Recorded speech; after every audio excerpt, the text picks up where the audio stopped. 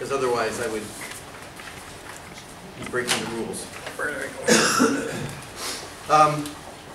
Great texts to have. I knew about these texts long before I knew John Riddell, and I remember when I first figured out that this John Riddell that I met was the same John Riddell who did all those other books, and I thought, wow. And I found out that he was my neighbor, which is there's a long story there. I'm going to focus on the big, for me is one of the, Greg mentioned this, the big issue of the Third Congress, which was the German question and the March action which has happened, because it poses, I think, with real clarity and sharpness, the dangers and some of the solutions that you can get to get out of those dangers. The March action was this enormous adventure carried out by a very small party, small by their standards. I mean, 400,000 we would consider big, but small relative to the size of the working class in Germany and relative to the other parties at the time. The German Social Democratic Party was far bigger. The German party called a strike in its own name. A party of 400,000 calls a strike. How many people strike? According to the book that John and Mike edited, 200,000. So not even the entire membership of the party went on strike. This is a very bad thing. The result was catastrophic. They lost a half or two-thirds of its membership, many people in jail, some killed. It was an absolute catastrophe. And the scale of that catastrophe is documented extremely clearly in the introduction of the book. The introduction of the book also indicates that in and around that event, there was the development of the theory of the offensive. And it linked the offensive of the minority in Germany in 1921 to the military offensive that the Soviet state had undertaken in Poland in 1920. And these two actually, which was also a catastrophe of the first order, and the introduction makes it very clear that these two things are linked.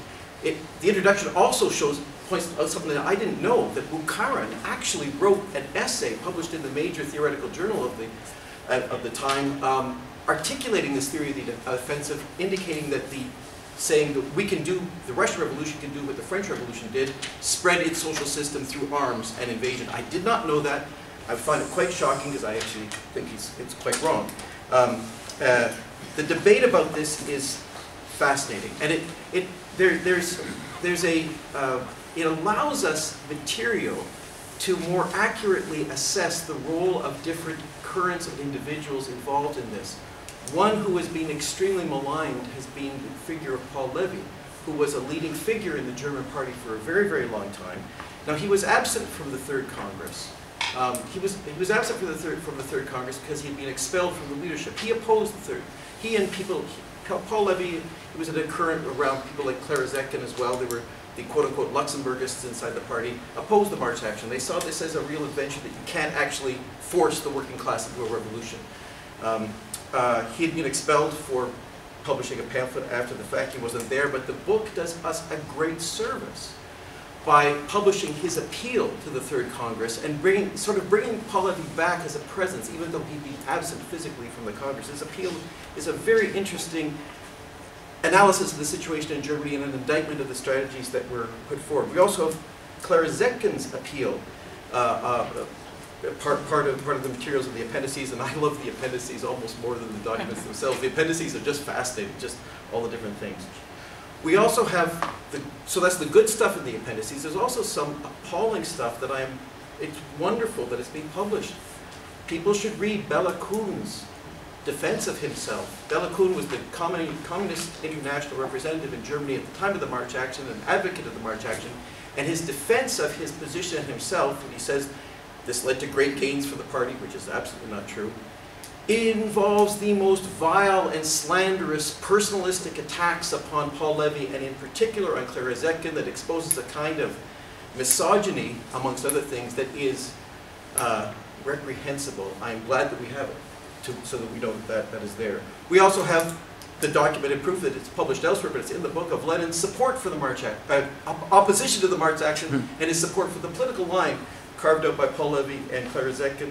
We have Trotsky's 2.5-hour speech about the March action, which is one of the best articulations of why a minority current needs to situate itself in coalition building, if you want to put it in contemporary terms, United Front coalition building with others who don't agree with his politics but agree with the way forward on a series of defined demands. extremely, extremely helpful material for us to learn from. And that's the point at which I'll conclude. I mean, there's far more in the book than just what I've outlined here. I'll conclude by how we use this, a text such as this. And I'll quote here Abby Backen, who can't be here, but at an earlier book launch, I think of the 4th Congress volume, she made the point this way. She said, these are marvelous texts, but we cannot approach them in the 21st century as textbooks. They are not something that we study and do a test at the end. Once we've got the answers, we know how to act. Because the situation in the 21st century in Canada and the United States and Germany and France, etc., is so massively different. We don't have a mass peasantry like they did in Russia. We haven't just recently emerged from the Kaiser as they had in Germany. We don't have millions of people dead recently in Canada from a world war. The conditions are massively different. So it's not a textbook, but it is a reference book. It is a history book. And in studying it in that light, we can draw really important general lessons. How we apply them in our circumstance, that's our job. That's the concrete analysis of concrete conditions that Trotsky couldn't do for us, Lenin couldn't do for us, Marx couldn't do for us, because they're dead.